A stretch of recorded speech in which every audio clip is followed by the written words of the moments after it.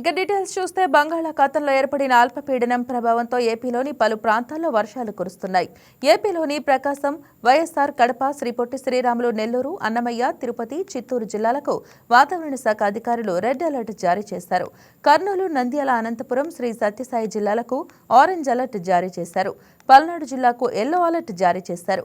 నెల్లూరు, ప్రకాశం జిల్లాలతో పాటు రాయలసీమలోని పలు చోట్ల వర్షం పడుతోంది.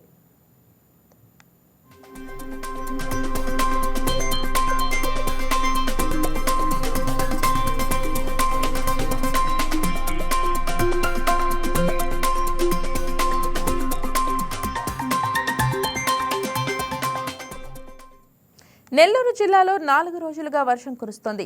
ఏఎస్పేట వద్ద గాలులకు చెట్లు విరిగి పడ్డాయి. పలు చెరువుల్లోకి వరద నీరు భారీగా చేరుతోంది. చేజర్ల, అనంతసాగరం ప్రాంతాల్లో వరి పంట నీట మునిగింది. భారీ వర్షాల నేపథ్యంలో రెవెన్యూ, పోలీసు యంత్రాంగం అప్రమత్తమైంది. విద్యా సంస్థలకు కలెక్టర్ హిమాంశు శుక్లా సెలవు ప్రకటించారు.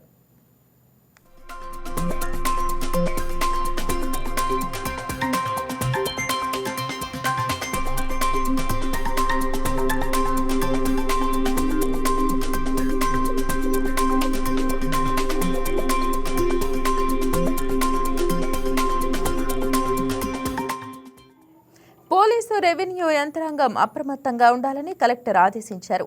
ఎలాంటి పరిస్థితినైనా ఎదుర్కొనేందుకు సిద్ధంగా ఉండాలన్నారు.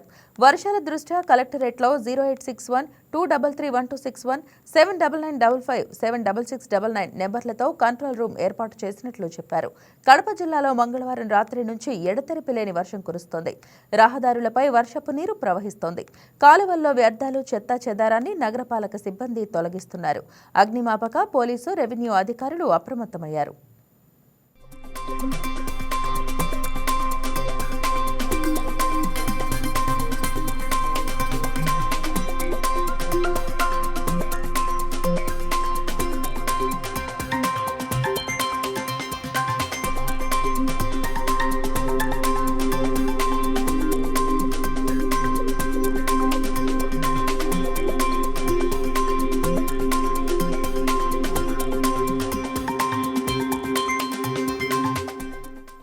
రాష్ట్రానికి వాయుగుండం ముప్పు పొంచి ఉంది. నైరుతి బంగాళాఖాతం, ఉత్తర శ్రీలంక మధ్య అల్పపీడనం కొనసాగుతోంది.